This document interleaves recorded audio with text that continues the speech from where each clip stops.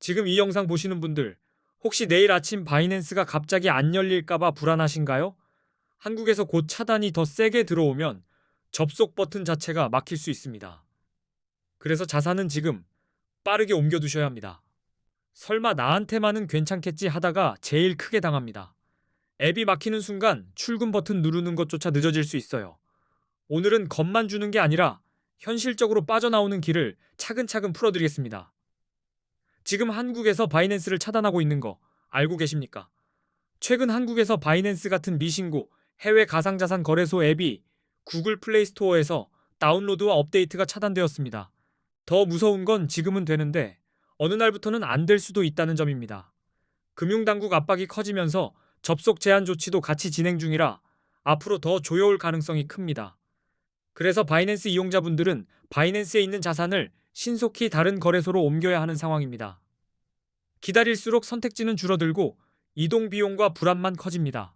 이번 조치는 금융정보분석원 FIU에 정식 신고하지 않은 해외 거래소에 대한 제재라고 보시면 됩니다. 이미 쓰던 분들은 우회 접속을 쓰거나 자산을 옮기는 대처가 필요합니다. 특히 신규 이용자분들은 더 답답합니다. 플레이스토어에서 앱 설치가 어려워졌고 설치가 안 되면 시작 자체가 막히죠. 웹사이트 접속도 제한될 수 있다는 말까지 나옵니다. 왜 이런 일이 생겼냐면요. 바이낸스는 국내 금융당국 FIU의 가상자산 사업자 VASP로 신고가 되어 있지 않습니다. 이 미신고가 제재의 핵심입니다. 그리고 구글 정책이 엮였습니다. 구글이 한국금융당국 요청에 따라 미신고 해외 거래소 앱을 플레이스토어에서 내리기로 결정하면서 다운로드와 업데이트가 막힌 겁니다. 여기에 세금 이슈도 겹칩니다. 앞으로 국내 거래소 쪽에는 세금 부과가 예정돼 있다는 흐름이 있고 해외 거래소는 세금 부과가 상대적으로 어려우니 당국이 더 강하게 움직인다는 해석도 있습니다. 자, 그럼 기존 이용자분들, 이미 설치된 앱은 당분간 사용 가능할 수 있습니다. 하지만 업데이트가 막히고 시간이 지나면 접속 자체가 차단될 수 있다는 게 진짜 문제입니다. 업데이트가 막히면 갑자기 로그인 오류가 나거나 기능이 꼬여도 손을 못 대는 순간이 옵니다. 그때 앱을 지웠다가 다시 깔려면 설치 경로부터 막혀버릴 수 있습니다. 게다가 업데이트가 끊기면 보안 패치도 늦어질 수 있고 새로운 인증 방식이 나와도 대응이 어려워질 수 있습니다. 결국 오늘 되는 게 내일도 된다는 보장이 사라진다는 뜻입니다. 그래서 저는 거래소 안에 오래 두지 마세요 라고 말씀드립니다. 가장 안전한 방향은 자산을 개인 지갑으로 출금해 두는 겁니다. 내 자산의 열쇠를 내가 쥐는 방식이죠. 개인 지갑이 뭐냐면요. 거래소 지갑은 편하긴 하지만 남의 창고에 맡긴 거고 개인 지갑은 내 금고에 보관하는 느낌입니다. 상황이 흔들릴수록 내 금고가 든든합니다. 개인 지갑도 종류가 있습니다. 휴대폰 지갑, 브라우저 지갑, 하드웨어 지갑처럼 형태가 다른데 중요한 건 한 가지예요. 내 주소로, 내 손으로 내가 관리한다는 구조를 만드는 겁니다. 옮길 때는 속도만큼 정확도가 중요합니다. 주소를 복사해서 붙여넣고 앞자리와 뒷자리를 꼭 눈으로 확인하셔야 합니다. 한 글자만 달라도 완전히 다른 곳으로 가버립니다. 가능하면 소액으로 먼저 테스트 출금해 보시고 정상 도착이 확인되면 본 금액을 옮기는 흐름이 훨씬 마음이 편합니다. 급할수록 한 번 더 확인하는 게 오히려 시간을 아껴줍니다. 또 네트워크 선택도 헷갈리기 쉬운데요. 같은 코인이라도 네트워크가 다르면 입금이 안 맞을 수 있습니다. 보낼 곳과 받을 곳의 네트워크 표기가 같은지 꼭 맞춰야 합니다. 메모나 태그가 필요한 코인도 있습니다. 이런 건 빠뜨리면 입금이 지연될 수 있으니 화면에 뜨는 입력칸을 그대로 채우는 게 안전합니다.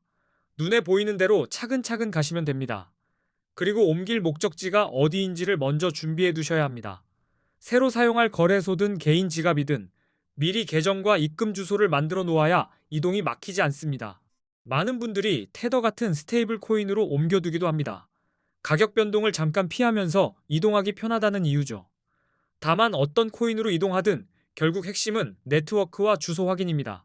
우회 접속 방법도 있긴 합니다. 앱을 삭제한 뒤 VPN을 켜서 접속하는 방식 같은 거죠.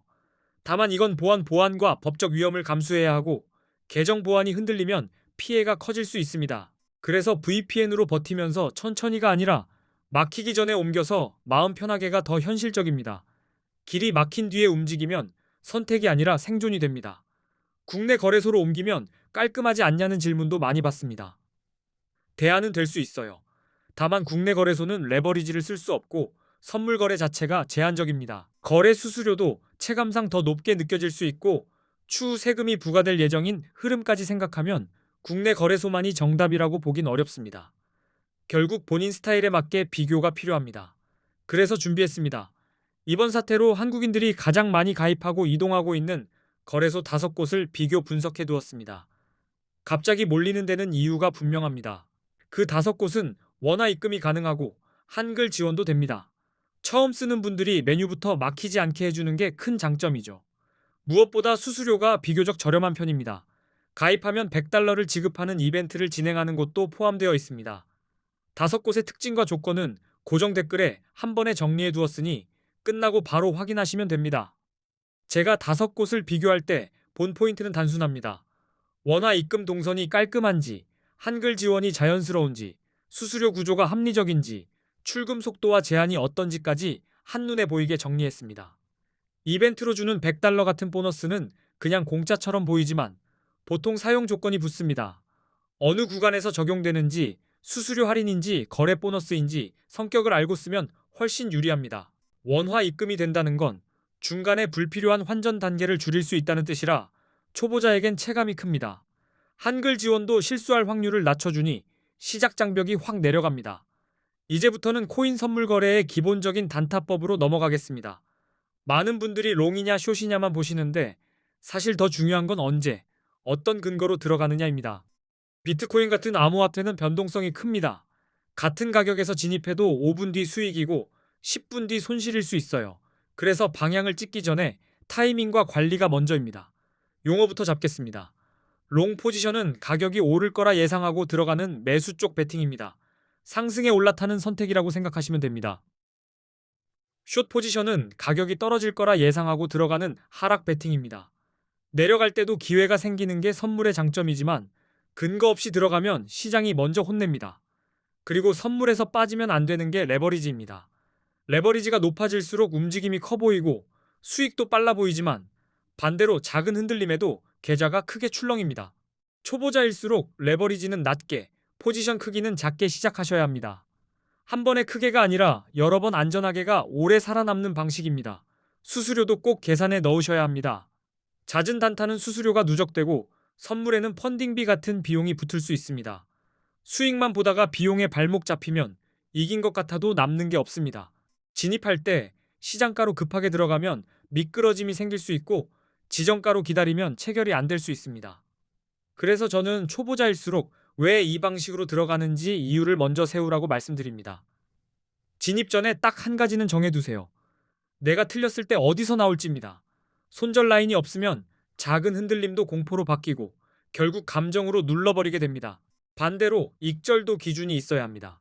수익이 났는데도 욕심이 커지면 되돌림에 잡혀서 본전만 찾게 되거든요. 기준은 미리 정해둘수록 실수가 줄어듭니다. 추세는 큰 시간에서 보고 진입은 작은 시간에서 잡는 게 도움이 됩니다.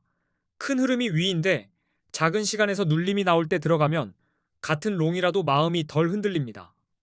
롱이든 숏이든 한쪽만 고집하지 마세요. 저는 보통 위로 돌파하면 롱, 지지선이 무너지면 숏처럼 2가지 시나리오를 머리에 올려두고 차트가 선택하는 쪽으로 따라갑니다. 이제 롱 이야기를 해보겠습니다. 롱은 비트코인 가격이 오를 거라 예상될 때 진입하는데 첫 번째로 볼 건 차트의 상승 추세입니다. 고점이 계속 높아지고 저점도 같이 올라가는 흐름이면 상승 추세가 살아있다는 뜻입니다. 이런 장면에서는 롱이 상대적으로 유리해질 수 있습니다. 기술적 분석에서 50일 이동평균선이 150일 이동평균선을 위로 돌파할 때를 골든 크로스라고 부릅니다. 보통 강한 상승 신호로 해석하는 이유가 여기에 있습니다. 거래량도 같이 확인하세요. 가격이 상승할 때 거래량이 함께 증가하면 시장에 신뢰가 붙는 신호로 볼 수 있고 상승이 더 강해질 가능성을 의미하니 롱 근거가 될 수 있습니다. 뉴스도 반드시 체크하셔야 합니다. 규제 완화, 대형 기관 투자자들의 진입, ETF 승인 같은 긍정적인 외부 요인은 가격을 끌어올릴 수 있으니 이런 시기엔 롱이 유리해질 수 있습니다. 다만 뉴스가 나오는 순간엔 변동성이 급격히 커질 수 있습니다. 그래서 방향이 맞아도 진입이 늦으면 고점에 잡힐 수 있고 반대로 성급하면 흔들림에 털릴 수 있죠. 뉴스 확인과 타이밍은 세트입니다. 이제 숏입니다. 숏은 비트코인 가격 하락이 예상될 때 진입합니다. 가장 먼저 볼 건 하락 추세입니다. 가격이 지속적으로 낮아지는 패턴, 특히 저점이 계속 낮아지는 흐름이 이어지면 숏 포지션이 상대적으로 유리합니다. 반등이 약하면 더 그렇습니다. 기술적 분석에서는 50일 이동평균선이 150일 이동평균선 아래로 내려갈 때를 데드크로스라고 하고 하락 신호로 해석합니다. 흐름이 아래로 꺾였다는 의미죠. 거래량이 감소하는 장면도 중요합니다. 가격이 올라가는데 거래량이 줄어들면 상승세가 약해졌다는 신호일 수 있고 곧 하락할 가능성이 크다는 의미가 될 수 있어 숏 근거가 됩니다. 부정적인 뉴스도 가격을 누릅니다. 규제 강화, 해킹 사고, 주요 국가들의 암호화폐 규제 정책 강화 같은 소식은 심리를 얼려서 하락을 만들 수 있으니 이런 구간에 숏이 유리해질 수 있습니다. 여기서 보조 지표를 더하면 판단이 훨씬 선명해집니다. 대표적으로 RSI, MACD, 볼린저 밴드를 많이 씁니다. 차트가 말하는 걸 숫자로 확인하는 도구라고 보시면 됩니다. RSI로 과매수와 과매도를 판단할 수 있습니다. RSI가 70 이상이면 과매수로 해석되어 숏을 고려할 수 있고 30 이하이면 과매도로 해석되어 롱이 유리할 수 있습니다. 다만 RSI 70을 찍었다고 무조건 숏이 정답은 아닙니다. 추세가 강할 땐 과매수 구간이 오래 유지되기도 하거든요. 그래서 RSI는 단독이 아니라 추세와 같이 보셔야 합니다. MACD나 볼린저 밴드는 변동성과 트렌드를 더 잘 파악하게 해줍니다. 밴드가 벌어지면 변동성이 커졌다는 뜻이고 흐름이 꺾이는지 보는데도 도움이 됩니다. 그래서 결론은 단순합니다. 롱은 상승 추세와 긍정 신호를 확인할수록 확률이 오르고 숏은 하락 추세와 부정 신호가 쌓일수록 유리해집니다. 차트, 거래량, 뉴스, 지표를 같이 보셔야 합니다. 마지막으로 고정 댓글에는 한국인들이 이동하는 거래소 5곳 비교와 바로 써먹는 꿀팁을 정리해 두었습니다. 영상이 단타에 도움이 되셨다면 앞으로도 좋은 영상 많이 올리겠습니다. 끝까지 시청해주셔서 감사합니다.